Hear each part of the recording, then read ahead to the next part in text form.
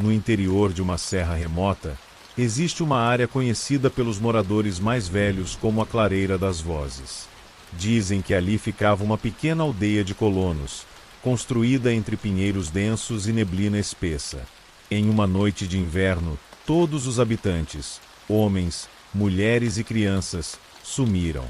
Suas casas ficaram intactas, panelas ainda no fogo, roupas estendidas nos varais. Mas ninguém nunca mais apareceu. Décadas depois, Lucas e Mirella, dois biólogos curiosos por histórias antigas, decidiram acampar na área para estudar a fauna. Dormiram na borda da mata e acordaram com o som de sinos antigos, como de igreja, mas abafados. Seguiram o som, abrindo caminho pela neblina. Depois de uma hora de caminhada, chegaram a tal clareira. No centro, casas de madeira ainda de pé, cobertas de musgo, portas abertas, janelas penduradas por pregos soltos. O vento fazia as folhas girarem como se dançassem em círculos. Lucas, com sua câmera, começou a filmar tudo. Mirella anotava detalhes. Móveis intactos, louças empoeiradas sobre as mesas, bonecas de trapo sentadas em cadeiras, olhando fixas para a porta. O estranho era o silêncio absoluto. Nenhum pássaro, nenhum inseto, apenas aquele vento que parecia falar. Quando abriram uma das casas maiores, encontraram um altar improvisado. Um crucifixo de madeira, velas derretidas até o chão. No centro, uma caixa aberta, cheia de dentes humanos. Mirella recuou, mas Lucas aproximou a câmera. Viu que alguns dentes ainda tinham raiz, como se arrancados à força.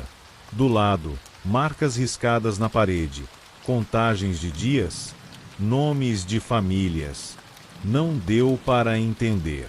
Saíram da casa, mas sentiram que a clareira estava diferente. O nevoeiro engrossou tanto que pareciam isolados em um mundo só deles. E então ouviram vozes infantis, cantando baixo, uma cantiga arranhada, repetitiva. Mirella chamou por Lucas, mas ele estava imóvel, olhando para as casas. Nas janelas, silhuetas surgiam, pequenas cabeças, sombras paradas atrás do vidro quebrado. A canção ficou mais alta, como se cada cabana repetisse em coro. Mirella segurou o braço de Lucas, tentando puxá-lo de volta para a trilha. Mas ele não se mexia, os olhos fixos em uma figura parada na porta da última casa. Era uma mulher magra, pele cinzenta, cabelos caindo sobre o rosto. Ela segurava algo nos braços, um fardo que parecia se mexer. Mirella puxou Lucas com força, mas ele sussurrou algo que ela não entendeu. O chão tremeu levemente, como se algo passasse por baixo deles. Um som de batidas, não nos troncos, mas vindo de dentro da terra. Cada batida parecia acompanhada por um sopro de ar gelado, levantando folhas mortas ao redor. Quando Mirella olhou de novo, a mulher tinha desaparecido. Em seu lugar, pegadas fundas levavam até o centro da clareira. Lucas se soltou, andando até lá. Mirella gritava para ele parar. O som da cantiga ficou mais alto, tão alto que parecia vir de dentro dos ouvidos dela. De repente, silêncio. Mirella se deu conta de que estava sozinha. Lucas sumira na neblina. Procurou por horas, gritando seu nome. Encontrou apenas a câmera caída, ainda gravando, apontada para uma cabana. Quando apertou o play, a última imagem era Lucas dentro da casa, cercado por silhuetas de crianças de costas para ele. A cantiga ainda tocava ao fundo. E, por cima, a voz dele: "Eu também quero ficar." Mirella saiu correndo da clareira, se arrastando pela mata, tropeçando em galhos e pedras. Só parou quando viu o céu clarear. Quando voltou com uma equipe de busca, dias depois, não encontrou a clareira. Apenas árvores fechadas, troncos queimados, como se alguém tivesse varrido tudo do mapa. Dizem que, em noites muito quietas, se o vento passa por aquela serra, dá para ouvir a cantiga fraca, misturada a sussurros de crianças chamando para brincar. E quem responde, às vezes não volta mais.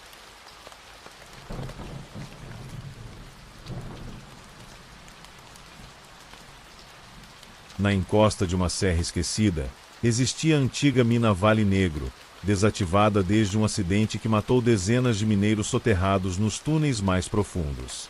Diziam que muitos corpos jamais foram recuperados, engolidos pela terra e pelo silêncio. Durante décadas, ninguém se aproximou, até que exploradores urbanos começaram a entrar, atrás de histórias para postar na internet. Eduardo, fotógrafo, tinha fascínio por lugares assim.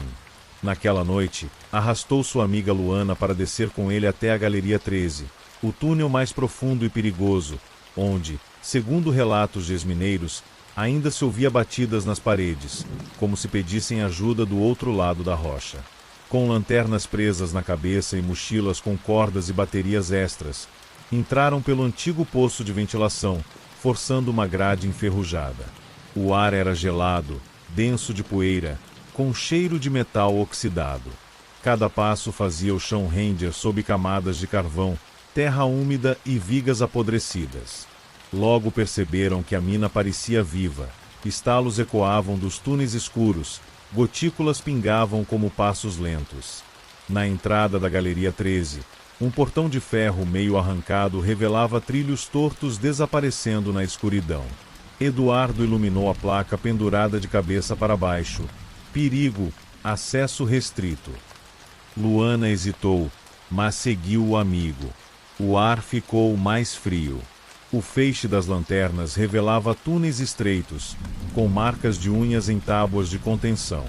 Em certo ponto, acharam capacetes antigos empilhados, todos alinhados em direção a uma parede de rocha, como se assistissem a algo invisível. Um som de batida, metálico, ecoou. 1, 2, 3 vezes, pausas regulares, como um código. Eduardo desligou a lanterna por um segundo para captar o som puro. No escuro, ouviu claramente um sopro rouco, muito perto do ouvido. Ajude!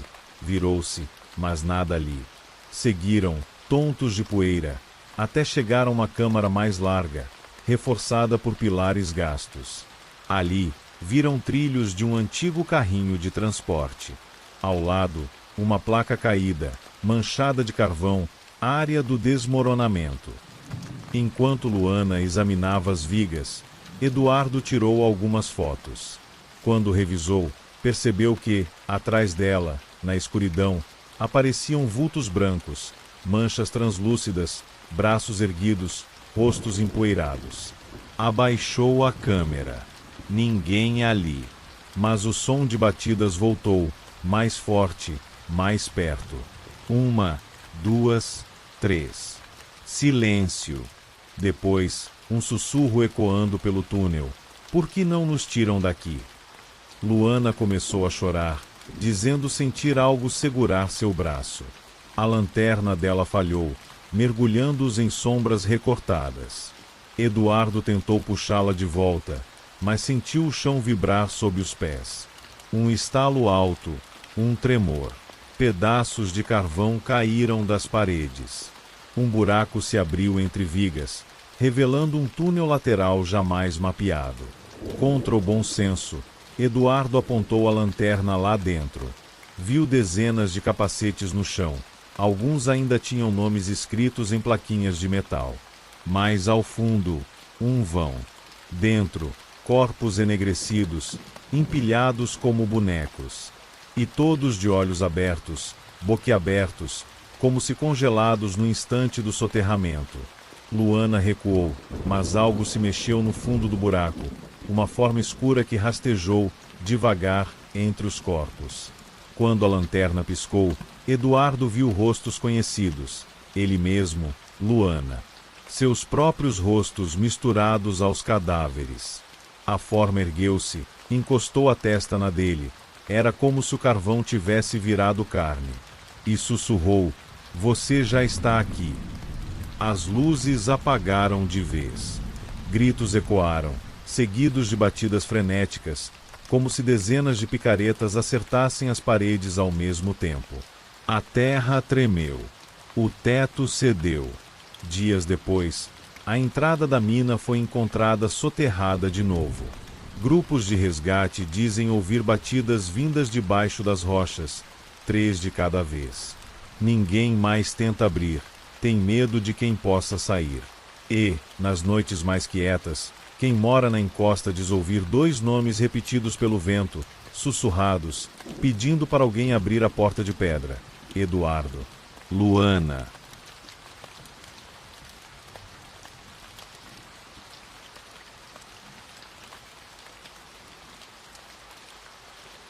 Rodrigo era enfermeiro recém-formado e gostava de explorar lugares abandonados com um grupo de amigos. Diziam que era para sentir adrenalina, mas para ele era mais do que isso. Era como se esses lugares guardassem memórias que ninguém mais queria ver. O desafio da vez era um antigo hospital infantil no interior, fechado nos anos 70, depois de uma epidemia misteriosa que matou dezenas de crianças em uma única semana. Chegaram perto da meia-noite. O hospital, encravado no meio de uma área de mata fechada, parecia uma mancha cinza sob a lua. Janelas quebradas, paredes cobertas de musgo, brinquedos infantis espalhados pelo pátio como se alguém os tivesse largado correndo. Rodrigo, Ana e Felipe pularam o muro, apontando lanternas trêmulas para a entrada principal. A porta estava semiaberta, rangendo ao vento. Logo na recepção, sentiram um cheiro, mofo, urina seca, algo mais podre escondido no ar. Nos corredores, pequenos leitos de ferro, cadeiras de rodas infantis, fichas de pacientes espalhadas. Uma boneca sem cabeça, caída no chão, parecia encarar quem passava. Ana segurou o riso nervoso. Felipe tirava fotos. Rodrigo sentia calafrios cada vez que ouvia um barulho lá dentro. Pingos d'água, estalos no teto, sussurros distantes. Chegaram à ala de isolamento. A porta tinha um aviso ainda legível: área restrita, risco de contaminação. Felipe fez piada, mas Rodrigo sentiu um nó na garganta. O ar ali era mais frio, como se o vento não circulasse. Dentro, leitos minúsculos, grades laterais para que as crianças não caíssem. Alguns ainda tinham lençóis manchados. No fundo do corredor, uma sala com uma porta rosa descascada. Berçário. A porta abriu com um empurrão suave. Lá dentro, dezenas de berços. Alguns cobertos com plásticos rasgados, outros ainda arrumados como se esperassem por recém-nascidos que nunca voltariam. No canto, uma poltrona de amamentação virada de frente para a parede. Rodrigo se aproximou. Sentiu cheiro de talco misturado a algo azedo, um cheiro impossível de estar ali depois de tanto tempo. Quando girou a poltrona, quase caiu para trás. Uma boneca de pano, suja, estava sentada, abraçando um cobertor enrolado. Dentro do cobertor, algo se mexia. Ele puxou devagar. Nada ali, apenas um amontoado de panos velhos, mas pulsando de leve, como se respirasse. Ana sussurrou que queria ir embora. Felipe tirou uma última foto. O flash iluminou a sala por um segundo, e nesse instante Rodrigo viu, entre os berços, pequenas silhuetas. Crianças. Pálidas, magras, com cabeças inclinadas. Quando a luz sumiu, tudo voltou a ficar escuro. A porta do berçário se fechou com estrondo. O trinco travou sozinho. Ana gritou, empurrava a porta, mas ela não cedia. Felipe tremia, dizendo que sentia mãos pequenas segurando a barra da calça. Rodrigo ouviu um choro baixo atrás dele. Se virou devagar. Um berço balançava sozinho, rangendo, rangendo, rangendo. O choro virou riso, um riso de criança, mas seco, áspero, repetindo SHHH, como se mandasse ele dormir. Felipe começou a bater na porta com força. Rodrigo viu que a parede atrás dos berços estava coberta de marcas de mão, pequenas mãos de bebê, manchadas de algo escuro. Uma das mãos se moveu devagar, arrastando-se sozinha pela parede. Num estalo, a porta abriu. Os 3 saíram correndo pelo corredor, tropeçando em maçãs e brinquedos. O hospital parecia vivo, pulsava em torno deles, como se respirasse em uníssono. Quando chegaram à porta principal, Rodrigo olhou para trás. Lá no fundo do corredor, ainda aberto, estava o berçário. E parado na porta, algo que parecia uma enfermeira, uniforme antigo, touca branca, rosto coberto por uma máscara de gaze. Nos braços, um embrulho que se mexia. A figura levantou a mão, como se fizesse sinal de silêncio, dedos sobre a máscara, SHHH, e atrás dela, dezenas de olhos pequenos se abriram na escuridão. No dia seguinte, a polícia encontrou a entrada arrombada. Dentro, no berçário, apenas marcas de passos de criança levando do berço até a porta. Rodrigo, Ana e Felipe nunca mais voltaram lá, mas juram que, toda noite, ouvem um choro distante misturado a um SHHH. No fundo da mente, como se ainda houvesse alguém tentando fazê-los dormir para sempre.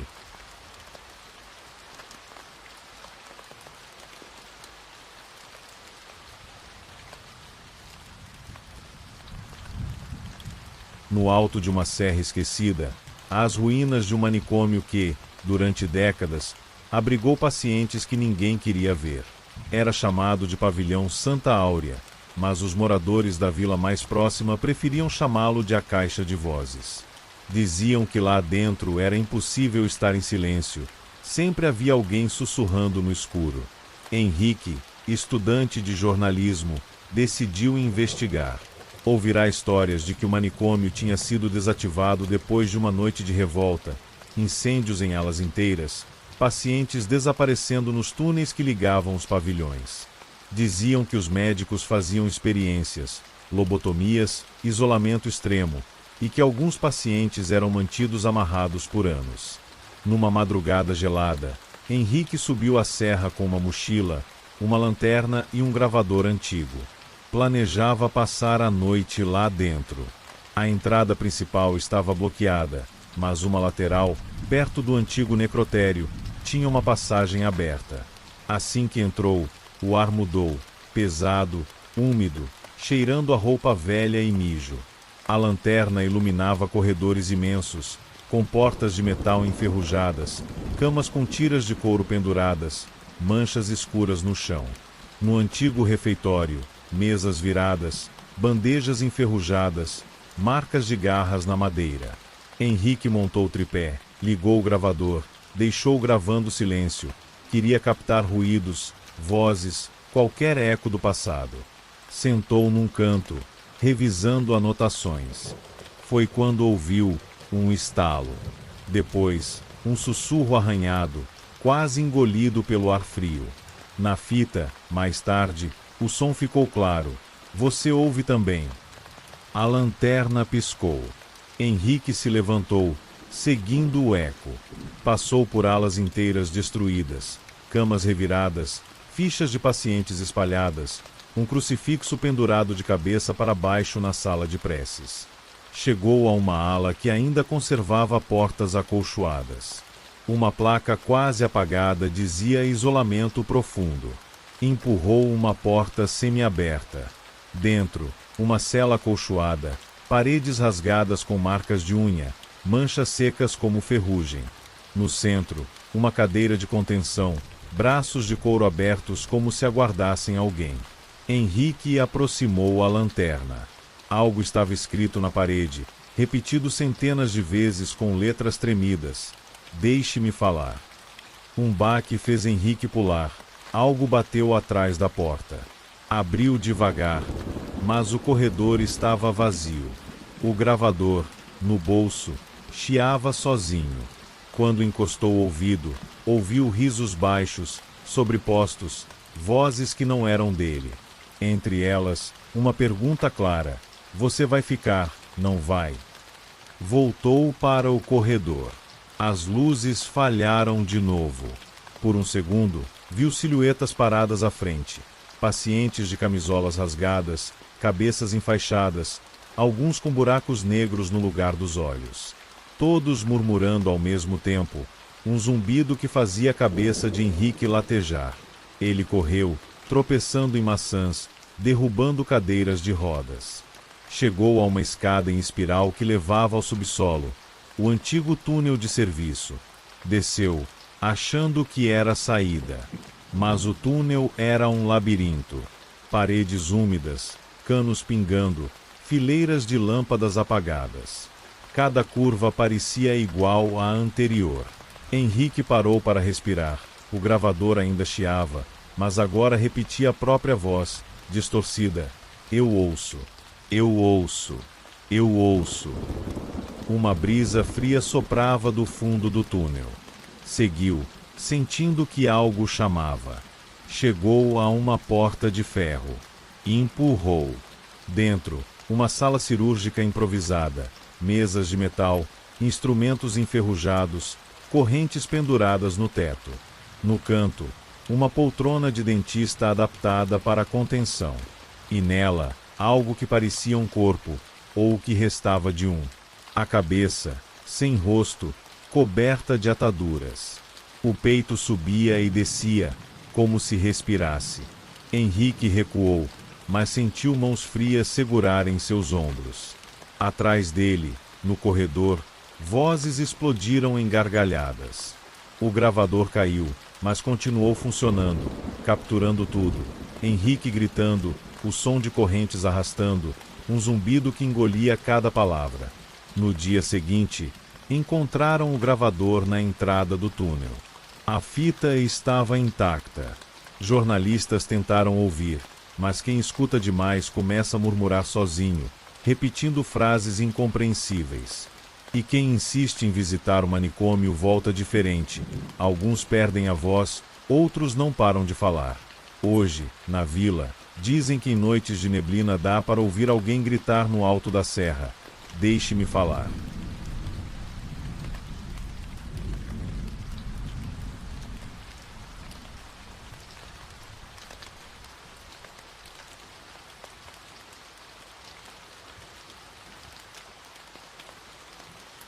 Lucas trabalhava como zelador noturno em um prédio antigo da prefeitura, que antigamente fora um hospital municipal.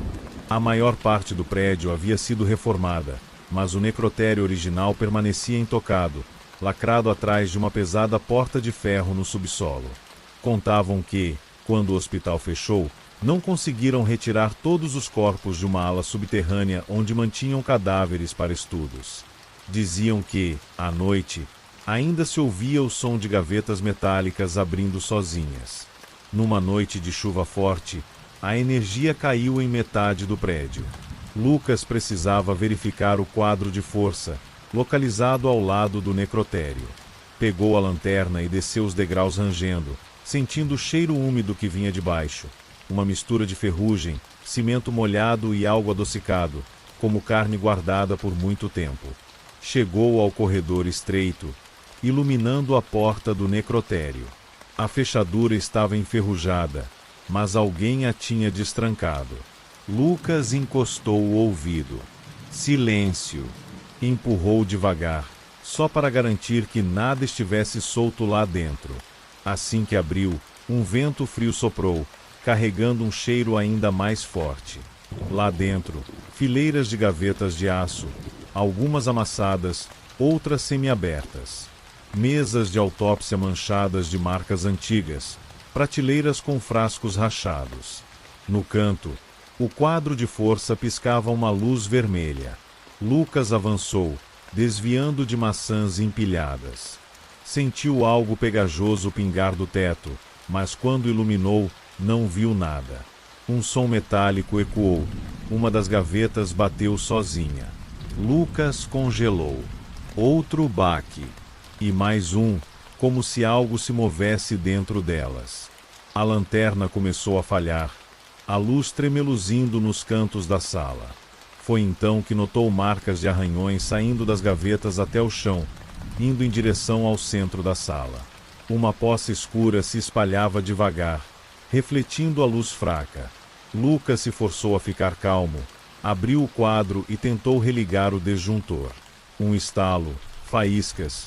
A luz voltou, mas apenas nos corredores. O necrotério permaneceu na penumbra. Do fundo, um rangido de dobradiça. Lucas girou a lanterna.